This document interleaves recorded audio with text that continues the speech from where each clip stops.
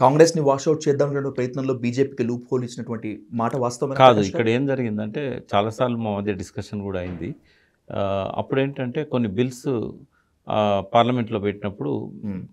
Amit Shah phone చేయడం, ఈయన దాన్ని సమర్థించడం ఇవి జరిగినాయి. అయితే ఒక బిల్లు విషయంలో నేను చాలా వ్యతిరేకించా. ఓకే. దీన్ని మనం సమర్థించొద్దు అనంటే కొన్ని స్టేట్‌కు సెంట్రల్‌కు మధ్యలో ఆ రిలేషన్ దెబ్బతినకూడదు. ఇప్పుడు మనం గనుక బిల్స్‌ని సపోర్ట్ చేయకపోతే వాళ్ళు మనకు సపోర్ట్ ఇవ్వరు గవర్నమెంట్‌కి. ఫండింగ్ ఆపుతారు. డెవలప్‌మెంట్ ఆగిపోతది. కాబట్టి కొన్ని నష్టాలు ఉంటాయి మనకు. అయినా కూడా ఒక బ్రాడర్ పర్స్పెక్టివ్‌లో స్టేట్ సెంట్రల్ రిలేషన్స్‌ని దృష్టిలో పెట్టుకున్నప్పుడు మనం తప్పనిసరి మద్దతు ఇవ్వాలి అని చెప్పి కేసీఆర్ గారు మద్దతు ఇచ్చారు ఆ బిల్లుకు. అయితే వాస్తవంగా ఏందంటే వ్యక్తిగతంగా కేసీఆర్ గారికి, మోడీ గారికి మధ్యలో ఎటువంటి అవగాహన లేదు. కేవలం ముఖ్యమంత్రిగా, ప్రధానమంత్రిగా మాత్రమే ఉన్నది. మోడీని వ్యక్తిగతంగా ఆరాధించేవాడు కేసీఆర్. ఎందుకంటే ఆయన లోపల ఉన్న గుజరాత్ చీఫ్ మినిస్టర్ చేసిన 3 టర్ములు కావచ్చు, హ్మ్. తర్వాత ఆయనకున్న పట్టుదల కావచ్చు. అందుకే మిషన్ భగీరథకు ప్రత్యేకంగా ఆయన్ని ఆహ్వానించి దాన్ని ఆయన చేతులతో ఇనాగరేట్ చేయించాడు. తర్వాత మోడీ గారికి ఎన్నో సలహాలు కూడా కేసీఆర్ గారు ఇచ్చేవాడు. ఆయన కూడా పాజిటివ్‌గా తీసుకునేవాడు. అయితే ఎక్కడ బెడిసింది అనేది చాలామందికి తెలియదు. హ్మ్. రెండవ టర్ము స్టార్ట్ అయిన తర్వాత ఏమైందంటే పార్లమెంట్ ఎలక్షన్స్ వచ్చినాయి. అప్పుడు ఒక 6 నెలల ముందు అసెంబ్లీ ఎలక్షన్స్‌కి పోయారు. అది కూడా ఒక ప్రచారం ఉన్నది. మోడీ గారే ఈయనను ముందుకు ఎలక్షన్స్‌కి పొమ్మన్నారు. అవును సార్. ఎందుకంటే ఒక టెస్ట్ లాగా ఏం జరుగుద్దో చూద్దాం అన్నట్టుగా. అయితే అది ఏమైనా కానీ ఆయన ముందుకు పోయిండు. తర్వాత బీజేపీ నాయకత్వంతోని ఆయనకు బెడవడానికి ప్రధాన కారణం ఏందంటే పార్లమెంట్లో 4 సీట్లు ఏకపక్షంగా బీజేపీకి వచ్చాయి. సరే. వాళ్ళు ఊహించలేదు అది. హ్మ్. ఎప్పుడైతే వచ్చినాయో మనం బలపడుతున్నాం. కాబట్టి ఇంకా కేసీఆర్ అక్కర్లేదు. ఫస్ట్ టర్మ్‌లో ఏమైంది?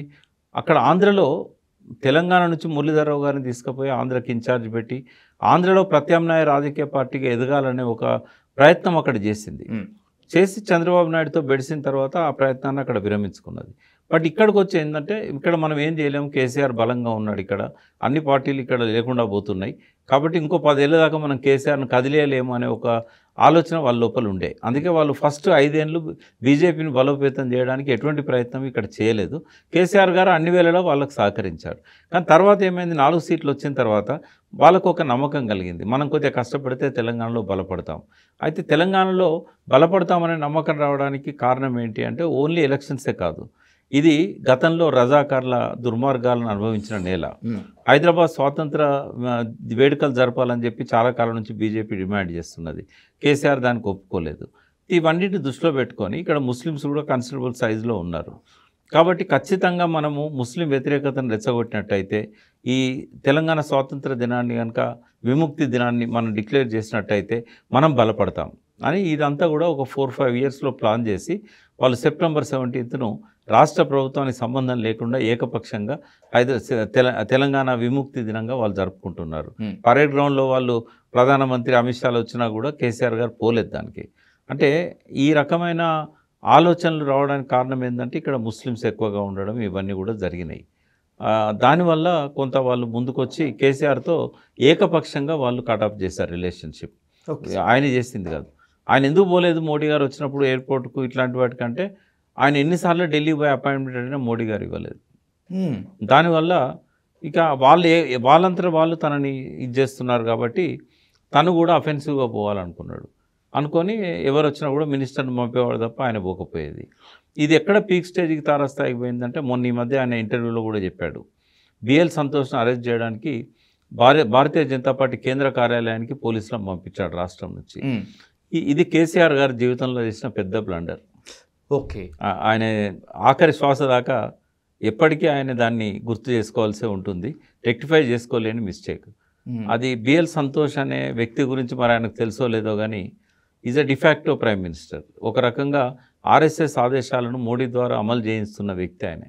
అటువంటి పెద్ద వ్యక్తితోని పెట్టుకోవడం అనేది అది మూర్ఖత్వము అని అనొచ్చు మనం. ఇది తెలిసి చేశారా? తెలియక చేశారా?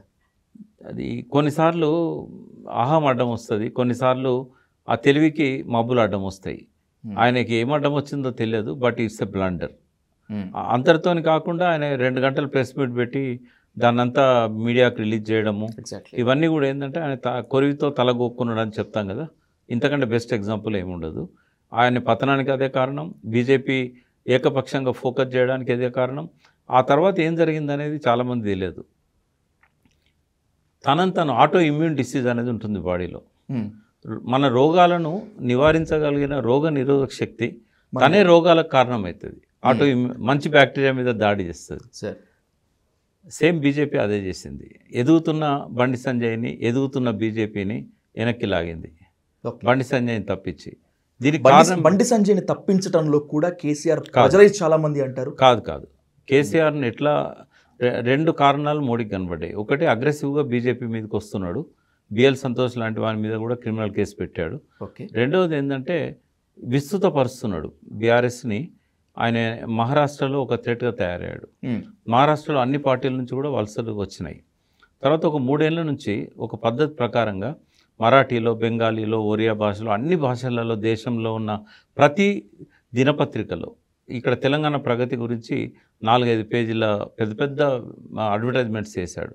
అయితే అక్కడ ఉన్న వాళ్ళంతా కూడా కేసీఆర్ ఒక ఆశాజ్యోతి భారతదేశానికి, ఇప్పుడున్న ప్రభుత్వాల కంటే కేసీఆర్ ఈజ్ బెటర్ అనే ఒక ఆలోచనను ఆయన బయలుదేరదీశాడు. దానికి ఇమీడియట్గా మన పక్కనున్న మహారాష్ట్రలో తెలుగు వాళ్ళు ఎక్కువ ఉంటారు, అందులో తెలంగాణ వాళ్ళు ఎక్కువ ఉంటారు. ఒక 15 నుంచి 20 అసెంబ్లీ సెగ్మెంట్స్లో, ఒక 4 నుంచి 5 పార్లమెంట్ సెగ్మెంట్స్లలో ప్రభావితం చేయగలిగిన బలాన్ని సంతరించుకున్నాడు. ఇది చూసిన తర్వాత ఇంకా ఈయన ఇక్కడే ఆపకపోయినట్టయితే రేపు మనకు థ్రెట్గా వస్తాడు. కాంగ్రెస్ గురించి మోడీకి స్పష్టమైన అవగాహన ఉంది. తెలిసిన శత్రువు కాంగ్రెస్, ఆయన కొట్టడం కష్టం కాదు. కానీ కొత్తగా చాప కింద నీరులాగా విస్తరిస్తున్న కేసీఆర్ని ఆపడం అనేది ఆయనకు చాలా అవసరంగా మారింది. రెండవది ఏంటంటే బిఎల్ సంతోష్ విషయంలో ఆయన తీసుకున్న నిర్ణయం వల్ల ఆయన కొద్ది వెనక్కి తగ్గైనా కూడా కేసీఆర్ను రానియద్దు అనేది ఒక ప్లాన్ చేశాడు ఆయన. ఎప్పుడు కూడా 10 సంవత్సరాల పరిపాలన ఉన్న తర్వాత యాంటీ ఇన్కంబెన్సీ అనేది ఉంటుంది. అయితే ఈ తెలివిగా రాజకీయ నాయకులు ఏం చేస్తారంటే అపోజిషన్ పార్టీలకు ఈ ఓట్లు చీలిపోయేటట్టు చేస్తారు. ఆయన చేసింది ఏంటంటే ఈ అపోజిషన్లో వ్యతిరేక ఓటు చీలకుండా ఒకే దిక్కు ఉండే విధంగా ఒక ప్లాన్ చేశాడు. అది కాంగ్రెస్లో అగ్రనాయకత్వంతో మాట్లాడే అవకాశం లేదు. మోడీ గారు బహుశా రేవంత్ రెడ్డి గారితోనో లేకుంటే ఇక్కడున్న ఎవరో ఒక కాంగ్రెస్ నాయకునితోనో ఆయన ఒక అండర్స్టాండింగ్కి వచ్చి పార్లమెంట్లో మీరు మాకు సపోర్ట్ చేయండి ఇండైరెక్ట్గా, అసెంబ్లీలో మేము మీకు సపోర్ట్ చేస్తాం. ఎందుకంటే వాళ్ళు ఒక 3 ఇయర్స్ నుంచి హైటెక్ సిటీ మాదాపూర్లో ఒక పెద్ద కార్పొరేట్ ఆఫీస్ పెట్టారు. రాజ్నాథ్ సింగ్ సన్నును ఈయన కొడుకు, అమిత్ షా కొడుకు పెట్టి కొన్ని కోట్ల రూపాయల బడ్జెట్ పెట్టారు. దాన్ని నాకు తెలిసి ఒక 300 కోట్లు ఖర్చు అయినాయి వాళ్ళకి. వాళ్ళు ఏం చేశారు, ఇప్పుడు అన్ని ఐటీ కంపెనీస్లలో కొంచెం హెచ్ఆర్లో, తర్వాత ఎక్కడెక్కడైతే మంచి జెమ్స్ లాగా పనిచేసే వాళ్ళు ఉన్నారో వాళ్ళ గురించి డాటా తీసుకొని వాళ్ళే ఫోన్ చేసి వాళ్ళని ఏకపక్షంగా రిక్రూట్ చేసుకున్నారు. 30,000 వచ్చేవాడికి 70,000 జీతం ఇచ్చారు. చాలా హైలీ పేడ్ ఎంప్లాయీస్ వాళ్ళంతా. వారం వారం అక్కడ అంటే ప్రశాంత్ కిషోర్ ఎట్లయితే చేసేవాడో అట్లా వారం వారం సర్వేలు చేయడము, వారం వారం రిపోర్ట్స్ ఇవ్వడము. అయితే మోడీ సంజయ్ని తప్పించే నాటికి 35 సీట్లలో పోటీ ఇవ్వగలుగుతాం అనేది వాళ్ళు ఇచ్చిన రిపోర్టు. 15 సీట్లు గెలిచే అవకాశం ఉందనేది వాళ్ళు ఇచ్చిన రిపోర్టు. అయితే 35 సీట్లలో పోటీ ఇస్తే మళ్ళీ కేసీఆర్ వస్తాడు. కాబట్టి మనము బహుముఖ పోటీ ఉండకుండా చూడాలి అని 2 రకాలుగా ఆయనకు కాంగ్రెస్తోని ఒక ఇంటర్నల్ అండర్స్టాండింగ్ జరిగిన తర్వాతనే ఆయన సంజయ్ని వెనక్కి లాక్కున్నాడు. వాళ్ళ మధ్య మాటలు కూడా లేవు ఆ టైంలో, మోడీకును కేసీఆర్ మధ్య. నిప్పు అంటే గడ్డిపోచ మీద నిప్పేస్తే బగ్గుమనే పరిస్థితే ఉంది. అప్పుడు కవిత గారి మీద కూడా కేసులు అయినాయి అప్పటికే. అంటే ఇవన్నీ జరుగుతున్నాయి. అంటే చాలా అంటే ఎట్లా ఆలోచిస్తే మనకు అప్పుడేమో కవితను అరెస్ట్ చేయకపోవడంలో ఒక కుట్ర ఉంది, తర్వాత అరెస్ట్ చేయడంలో ఒక కుట్ర ఉంది. అరెస్ట్ చేయకపోవడంలో ముస్లింల మెదళ్లలో కేసీఆర్ మోడీ ఒకటి అనే ఫీలింగ్ క్రియేట్ చేశాడు. అరెస్ట్ చేసిన తర్వాత లిక్కర్ స్కామ్లో ఈ కుటుంబం ఇన్వాల్వ్ అయిందనేది ఒక దోషిగా చూపెట్టి 2 రకాలుగా లబ్ధి పొందింది మోడీ. అయితే ఆయన ఇచ్చిన అంటే బహుముఖ పోటీలను ఎప్పుడైతే బీజేపీ వెనక్కి తగ్గి టీఆర్ఎస్ వర్సెస్ కాంగ్రెస్గా తీసుకొచ్చిందో అక్కడ ముఖాముఖి పోటీలు కాబట్టి దాదాపు 70-80 నియోజకవర్గాల్లో ముఖాముఖి పోటీలు జరిగినాయి. బీజేపీ అసలు నామమాత్రంగా కూడా లేదు. దానివల్ల కేసీఆర్ గారు అధికారాన్ని పోగొట్టుకున్నారు. ఇది ప్రధాన కారణం. చాలామంది మెదళ్ళకు తట్టని కారణం అది. సెకండ్ది ఏంటంటే పార్లమెంట్లో రుణం తీర్చుకున్నాడు రేవంత్ రెడ్డి. నేను ఒక్కటే కేస్ స్టడీ చెప్తాను, అన్నమంతుడు కింద అంటే ఒక మెతుకుదాలు కదా. రామ్మోహన్ను మేయర్ని, బొంతు రామ్మోహన్ని పార్టీలోకి ఆహ్వానించాడు. అప్పుడు ఇచ్చిన హామీ ఏంటంటే సికింద్రాబాద్ క్యాండిడేట్, ఆయన వచ్చింది కూడా సికింద్రాబాద్ టికెట్ కోసం. ఎగ్జాక్ట్లీ. టీఆర్ఎస్ ఇయ్యనన్నది, నేను ఇస్తాను రమ్మన్నాడు, పోయిన తర్వాత నువ్వు చేసుకోమన్నాడు. రామ్మోహన్ స్వయంగా నాకు ఫోన్ చేసి చెప్పాడు, నాకు క్లియరెన్స్ ఇచ్చారు అన్న, మీలాంటి వాళ్ళ సపోర్ట్ నాకు కావాలి అని. ఆ తర్వాత దానం నాగేందర్ని తీసుకొచ్చి ఆయన పోటీలో పెట్టాడు. అందరికీ తెలుసు దానం నాగేందర్కు ఓన్లీ ఖైరతాబాద్లో తప్ప మిగతా 6 నియోజకవర్గాల్లో ఆయనకు బలం లేదని తెలుసు. అవును సార్. వీక్ క్యాండిడేట్ అని తెలుసు. తెచ్చి పెట్టిన తర్వాత రామ్మోహన్ ఓపిక పట్టాడు. రామ్మోహన్ ఎక్కడ ఇన్ఛార్జ్గా పెట్టాలి? ఆయన ఇక్కడ మేయర్ ఉన్నాడు, గల్లీ తెలుసు. ఆ మొత్తం డివిజన్లలో రామ్మోహన్ ముద్రలు ఇప్పటికి ఉన్నాయి మేయర్గా. రామ్మోహన్ అక్కడ కదా ఇన్ఛార్జ్గా పెట్టాలి. ఎగ్జాక్ట్లీ. అవును సార్. ఆయన తీసుకుపోయి చేవెళ్ళ మహేశ్వరంలో ఇన్ఛార్జ్గా పెట్టాడు. మహేశ్వరంకి అసలు ఆయనకు సంబంధం లేదు, అది జిహెచ్ఎంసీలోకి రాదు. అందులో కూడా మళ్ళీ ఆయనకు పూర్తి ఇవ్వకుండా ఇంకొక నేరెళ్ళ శారద గారిని జాయింట్ రెస్పాన్సిబిలిటీ పెట్టారు. అంటే ఇట్లా కిషన్ రెడ్డిని గెలిపించడానికి దానం నాగేందర్ను పెట్టి రామ్మోహన్ తప్పించి అదొక ఆయన గెలిపించడానికి చేసిన ప్రయత్నం అది. ఇట్లా మనము ఇంకా 3 నియోజకవర్గాలు చెప్పగలుగుతాను నేను. ఇప్పుడు అరవింద్ను గెలిపించడానికి జీవన్ రెడ్డికి యాక్చువల్ కరీంనగర్ పార్లమెంట్లో జీవన్ రెడ్డి బలం ఉంది. ఇదివరకు 2 సార్లు ఎంపీగా పోటీ చేశాడు. అక్కడ ఆయనకి ఏం లేదు, ఆయన తీసుకుపోయి అక్కడ పెట్టాడు. అక్కడ మంత్రి గారు ఏంటంటే అక్కడున్న క్యాడర్తో చెప్పిన మాటలు నేను చెప్తున్నాను. ఒక నియోజకవర్గంలో క్యాడర్తో ఓపెన్గా ఒక 100 మందితో చెప్పినప్పుడు అది మనకు తెలుస్తుంది కదా. ఆయన ఏమన్నాడంటే, జీవన్ రెడ్డి ఇక్కడ గెలిస్తే నిజామాబాద్లో ఆయన రాజకీయ ఆధిపత్యం అనేది పెరుగుతుంది, కాబట్టి జీవన్ రెడ్డికి ఒక్కసారికి వేయద్దు, మనం బీజేపీకి వేద్దాం. ఓకే. ఓపెన్గా చెప్పిన విషయం అది. అందులో ఉన్న ఒక ముస్లిం సోదరుడు కడుపు మండుతుంది కదా. అవును సార్. మనం సెక్యులర్ అండ్ కాంగ్రెస్లోకి వస్తే బీజేపీకి ఏమంటుడని. అయితే ఆయన నాకు ఫోన్ చేసి చెప్పాడు, ఇట్లా జరిగిందన్న, ఇక్కడ 15 రోజుల ముందు చెప్పాడు. అంటే అరవింద్కు అక్కడ గెలవడానికి సహకరించారు. అట్లాగే రేవంత్ రెడ్డి సొంత నియోజకవర్గం, ఆయన ఎంపీగా ప్రాతినిధ్యం వహించింది. ఎంతోమంది ఆ నియోజకవర్గంలో కాంగ్రెస్ అగ్రనాయకులు ఉన్నారు. ఎక్కడి నుంచో తాండూరు నుంచి సునీత గారిని తీసుకొచ్చి పెట్టాల్సిన అవసరం ఏంది? ఒకరు పెడితే మహేందర్ రెడ్డిని పెట్టాలి. ఆయన మినిస్టర్గా 2 సార్లు ఉన్నాడు, అంతకుముందు తెలుగుదేశంలో మినిస్టర్ ఉన్నాడు. ఆయనకున్న పలుకుబడి మొత్తం జిల్లా వ్యాప్తంగా ఉండే. ఆమెను తీసుకొచ్చి అక్కడ పెట్టాడు మల్కాజ్గిరిలో. అక్కడ కూడా చేయాల్సిన ప్రచారం చేయలేదు. అంటే ఇట్లా మనం చూసినట్టయితే ఒక 4-5 నియోజకవర్గాలలో ఖచ్చితంగా బీజేపీని గెలిపించాలనే ప్రయత్నం అంతర్లీనంగా జరిగింది అనేది మనకు కనబడుతున్నది. దానివల్లనే ఇవాళ ట్రయాంగిల్ పోటీ ఇక్కడ లేకుండా అయింది, అక్కడ లేకుండా అయింది. ఇక్కడ ఈ 2 ఏకపక్షంగా ఆ 2 గెలవడానికి వాళ్ళు చేసిన కాన్స్పిరసీ కారణమని నేను అనుకుంటున్నాను. తెలంగాణ అసెంబ్లీ ఎన్నికల్లో సార్ కాంగ్రెస్ చేసిన ప్రచారము బీజేపీ బీఆర్ఎస్ ఒకటే, సక్సీడెడ్ దాంట్లో. కానీ ఇక్కడ మీరు చెప్తున్నటువంటి ఈక్వేషన్స్ ఏమాత్రం కొట్టేలేనటువంటిది. బికాస్ మీరు స్టాటిస్టికల్తో మాత్రమే కాకుండా లైవ్ ఎగ్జాంపుల్ చెప్పారు. ఈ బీజేపీకి కాంగ్రెస్కి మధ్య ఉన్నటువంటి ఈ చీకటి దోస్తీ కాంగ్రెస్ హైకమాండ్ నుంచి జరిగింది అనుకోవచ్చా, లేకపోతే రేవంత్ రెడ్డి యొక్క ఓన్ హైకమాండ్ ఒప్పుకోదు. ఇది ఇక్కడ తను చేసింది రేవంత్ రెడ్డి గారు, ఆయనకు దగ్గరగా ఉన్న కొంతమంది నాయకులు తప్ప అందులో హైకమాండ్ జోక్యం ఉందని నేను అనుకోవట్లేదు. ఓకే. ఏదో ఒక రోజు బయటకు వస్తుంది. ఇది ఇప్పటి వరకు కాంగ్రెస్ హైకమాండ్కి ఈ ఇష్యూ తెలియదు అనుకుంటారా? తెలియచ్చు, బట్ అభద్రతాభావం రేవంత్ రెడ్డికి ఎందుకు ఉంటుంది? బికాజ్ ఇట్లాంటిది ఏదో జరుగుతున్నది. ఇప్పుడు ఇక్కడ ఐక్యత లేదు కాంగ్రెస్లో, నాయకులలో ఐక్యత లేదు, హైకమాండ్కున్న ముఖ్యమంత్రి మధ్యలో ఐక్యత లోపించింది. అనుమానాలు ఎప్పుడూ ఉంటాయి, వాళ్ళకి ఈయన మీద ఉంటాయి, ఈయనకు వాళ్ళ మీద ఉంటాయి. అంటే మోడీతో ఆయన దగ్గరగా ఉండడానికి అది కూడా ఒక కారణం కావచ్చు. రేపటి రోజు ఏదన్నా ఇక్కడ ఇన్స్టెబిలిటీ అయినట్టయితే వాళ్ళ సపోర్ట్ కూడా తీసుకోవచ్చు. ఆయన రేవంత్ రెడ్డికి పార్టీ మీద కమిట్మెంట్ ఏముండదు, ఎందుకంటే చాలా లేట్ ఎంట్రీ కాంగ్రెస్లోకి. 4 ఏళ్ళకి 5 ఏళ్ళ క్రితం వచ్చాడు ఆయన. పార్టీ కంటే కూడా ఆయనకు సీఎం పదవి మీద చాలా ఇంట్రెస్ట్, కాబట్టి ఆ సీట్ కాపాడుకోవడానికి ఆయన ఏ పార్టీలోకైనా వెళ్తాడు అవసరం వస్తే.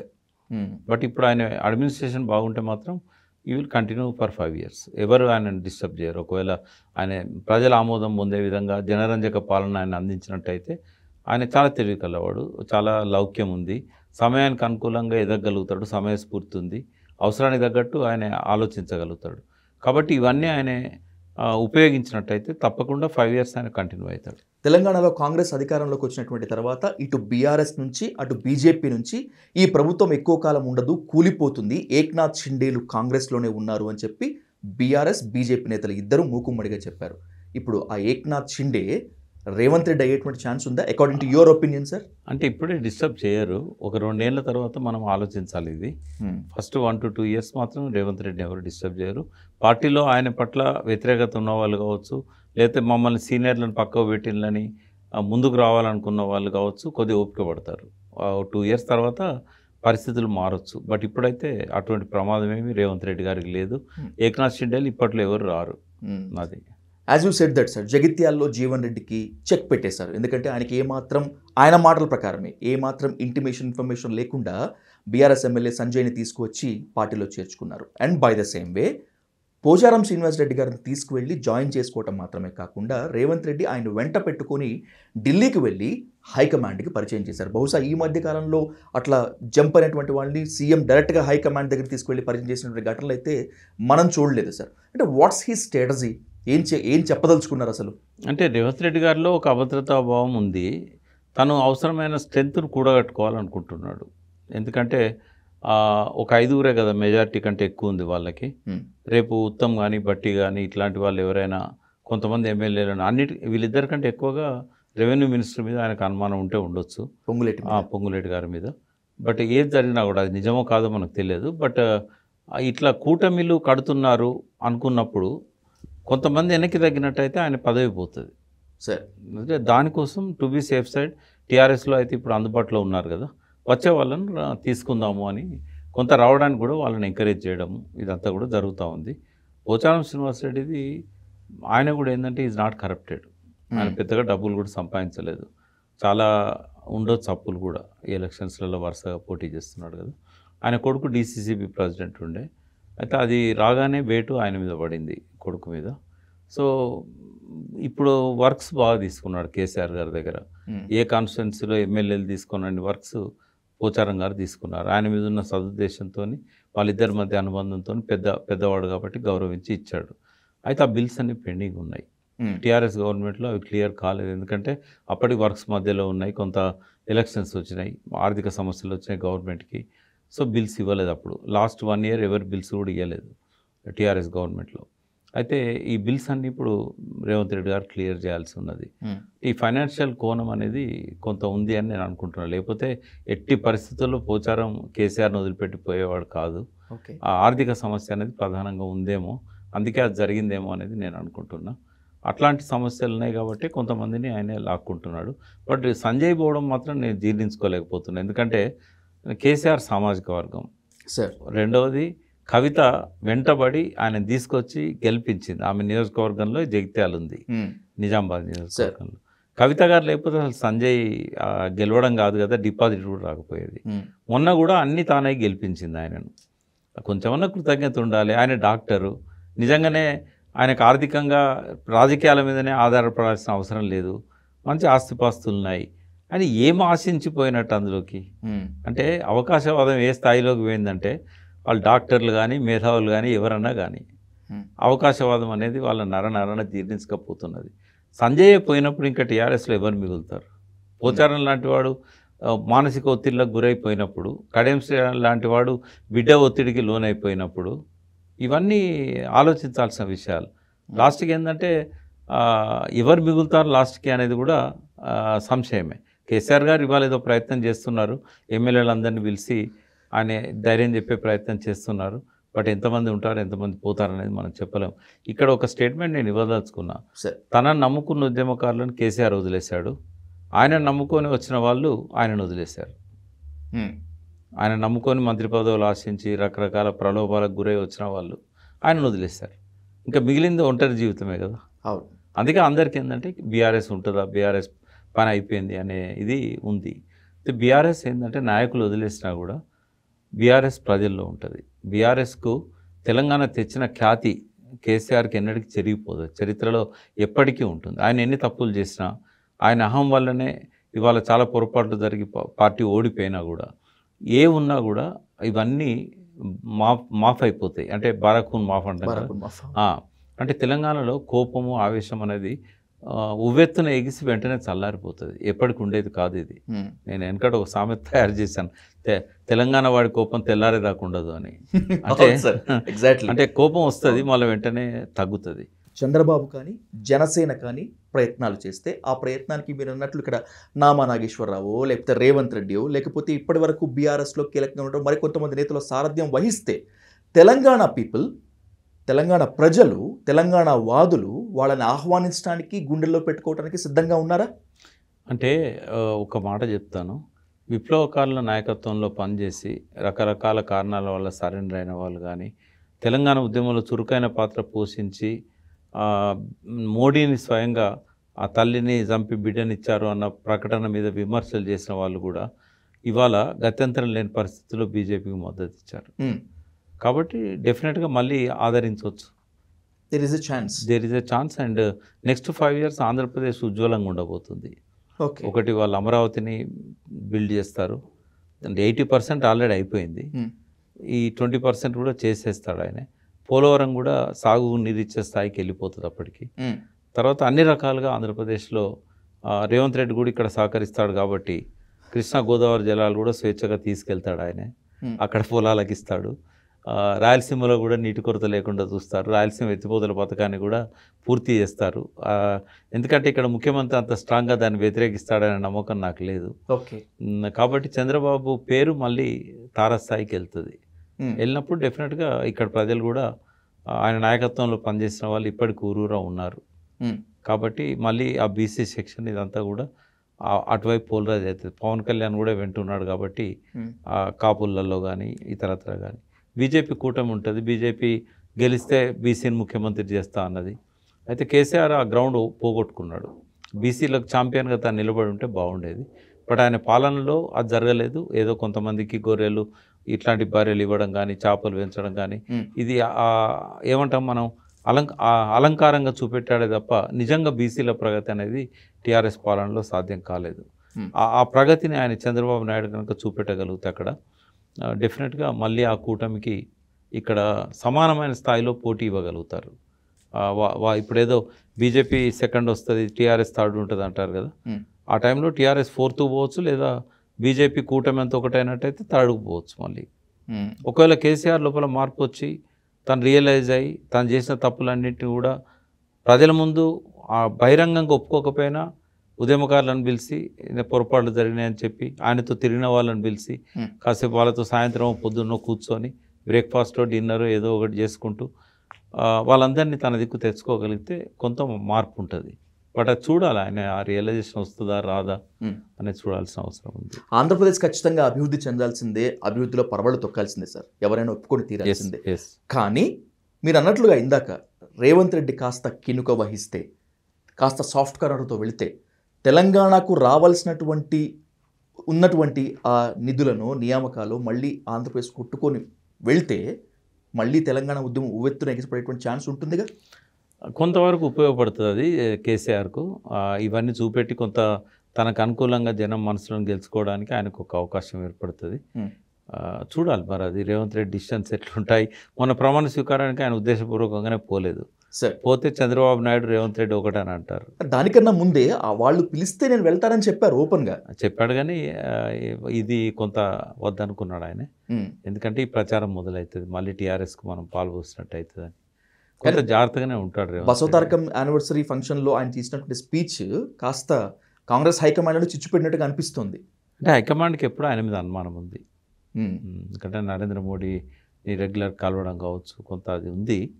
ఆయన ట్రస్టెడ్ కాదు, ఎందుకంటే వాళ్ళ ఇద్దరు అసోసియేషన్ చాలా లేటెస్టే కదా, పాతది కాదు కదా. కాబట్టి వాళ్ళు నమ్మాలంటే ఇంక కొంత సమయం పడుతుంది రేవంత్ రెడ్డి. ఒకటైతే ఎలక్షన్స్లలో వాళ్ళకి సహకరించడం కానీ ఇవన్నీ బాగానే చేయగలిగాడు. అంటే ఒక సంకేతం అయితే కాంగ్రెస్ హైకమాండ్కి వెళ్ళింది ఏంటంటే, రేవంత్ రెడ్డి లాగా ఫెరోషియస్ యూత్ను ముందు పెట్టినట్టయితే దేశంలో అధికారంలోకి రావడానికి అవకాశం ఉంటుంది అని డీకే శివకుమార్ కానీ రేవంత్ రెడ్డి కానీ రుజువు చేశారు. వాళ్ళిద్దరు నాయకత్వాన్ని 2 ప్రభుత్వాలు వచ్చినాయి. ఏ మాట కామాట చెప్పుకోవాలి. రేవంత్ రెడ్డి లేకపోతే అధికారంలోకి వచ్చేవాళ్ళే కాదు. అయితే కాపాడుకోవాలి వాళ్ళు, రేవంత్ రెడ్డిని కాపాడుకోవాలి. చిన్న చిన్న మిస్టేక్స్ ఉంటాయి. ఇప్పుడు మనము సైడ్ ఎఫెక్ట్స్ లేకుండా ఏది ఉండదు. ఇప్పుడు మనిషి ప్రాణాన్ని కాపాడేది క్యాన్సర్ డ్రగ్, కీమోథెరపీ. దానికి ఉన్న సైడ్ ఎఫెక్ట్స్ దేనికి ఉన్నాయి? సైడ్ ఎఫెక్ట్స్ ఉన్నాయని చెప్పి ఆ డ్రగ్ను వదిలేస్తే మనిషి చచ్చిపోతాడు. కాబట్టి సైడ్ ఎఫెక్ట్స్ని భరించుకుంటేనే రేవంత్ రెడ్డి చేసే ఈ పనులన్నింటిని భరించుకుంటేనే ఆయన నా సీట్లో కొంతకాలం కూర్చొని వాళ్ళు. కూర్చొని ఇస్తేనే పార్టీ బతుకుద్ది, ఇక్కడ కూడా కొంత మంచి ప్రగతి అనేది కనబడుతుంది. రేవంత్ రెడ్డి అందరూ అనుకున్నట్టు కొంతమంది అయితే ఆయన చిల్లరగాడని ఇంకోటేదో మాట్లాడుతున్నారు, ఇమ్మెచ్యూర్డ్ అని ఏదేదో మాట్లాడు. బట్ నా దృష్టిలో ఈ will become a great man. ఎందుకంటే ఆయన లోపల అవసరానికి తగ్గట్టుగా ఎదిగే లక్షణం ఉంది, నేర్చుకునే తత్వం ఉంది, కొద్దిగా నోటి దుర్స్థానం ఉంది, కానీ అది ఎన్నికల కోసం వాడిండు, ఇప్పుడు వాడతాడని నేను అనుకోవట్లేదు. కాబట్టి ఆయన ఒక సమర్థవంతుడైన పాలకునిగా పేరు తెచ్చుకుంటాడని నేను అనుకుంటున్నాను. సార్, తెలంగాణ రాజకీయ ముఖ చిత్రాన్ని, తెలంగాణలో వస్తున్నటువంటి రాజకీయ పరిణామక్రమాన్ని కనుక గమనించినటువంటి వాళ్ళు ఇంతకుముందు చెప్పినటువంటి మాట, బీజేపీ ఇక్కడ అధికారంలోకి రావటము కల్లా అన్నారు. ఓకే, దాదాపు క్రియాశీలక పాత్ర పోషించేటువంటి స్థాయికి వచ్చింది బీజేపీ. ఎందుకంటే తెలంగాణ ప్రజలు మీరు అన్నట్లుగా భావావేశానికి, ఆవేశానికి, ప్రేమకి ఇచ్చినంత విలువ కులాలకి, మతాలకి ఇవ్వరు. ఎక్కడో ఒక దగ్గర కులానికి ఇస్తారేమో కానీ మతానికి అసలే ఇవ్వరు అనేటువంటి స్టేట్మెంట్ మనం వింటూ వస్తున్నాం, నేను కూడా చూశాను. బట్ బీజేపీ దాన్ని క్రమంగా వాష్అవుట్ చేసుకుంటూ వస్తుంది. I want ask you one clear question Prakash గారు. బీజేపీ గెలిచిందా తెలంగాణలో, లేకపోతే ప్రజలు ఓడిపోయారా, మతం గెలిచిందా? యాక్చువల్గా యాంటీ కేసీఆర్ ఓటు అది. ఓకే, అంటే ఈ మధ్యకాలంలో మనం ఆంధ్రలో చూసినా, ఎక్కడ చూసినా నెగిటివ్ ఓటుతో గెలుస్తున్నారు తప్ప పాజిటివ్ ఓటు కాదు. కాబట్టి పోయినసారి అక్కడ జగన్ గెలిచినా చంద్రబాబు మీద నెగిటివ్ ఓటు అది, ఈసారి చంద్రబాబు గెలిచినా జగన్ మీద నెగిటివ్ ఓటు. ఇక్కడ కూడా కేసీఆర్ ఓడిపోయినా అది ఆయనకు వ్యతిరేకమైన ఓటుతో రేవంత్ రెడ్డి కాంగ్రెస్ గెలిచిందని అనుకోవాలి. అంటే దేశం మొత్తంగా కూడా పాజిటివ్ ఓటు అనేది, ఇప్పుడు మోడీకి కూడా మరి 10 ఏళ్ల పరిపాలనలో అన్ని మంచి చేసినాడని చెప్తున్నాడు కదా, పాజిటివ్ ఓటు రాలే కదా, ఇప్పటికి సంకీర్ణ ప్రభుత్వం ఏర్పడింది కదా.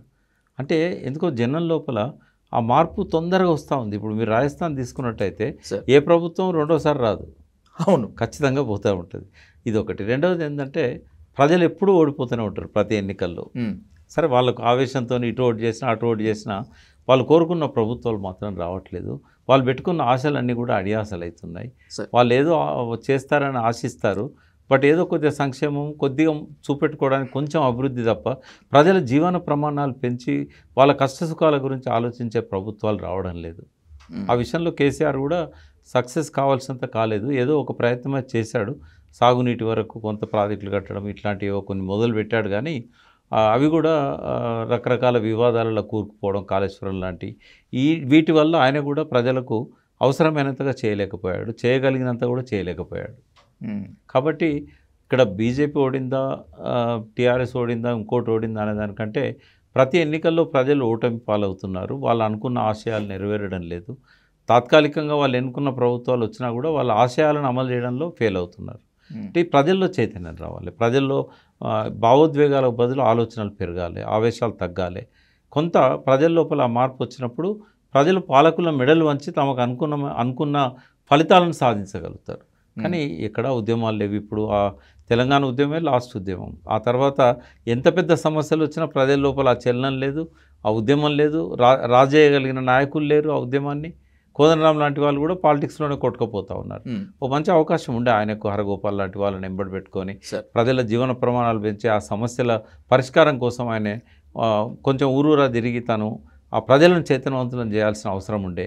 బట్ ఆయన కూడా కొట్టుకుపోయాడు. ఇప్పుడు ఏదో పదవులు ఇస్తే బాగుండు, అందులో నేను ఏదో ఒక మంచి పని చేయడానికి నాకు అవకాశం దొరుకుతుందని అంటున్నాడు. అది కాదు కోదండరాం లాంటి వాళ్ళు చేయాల్సింది.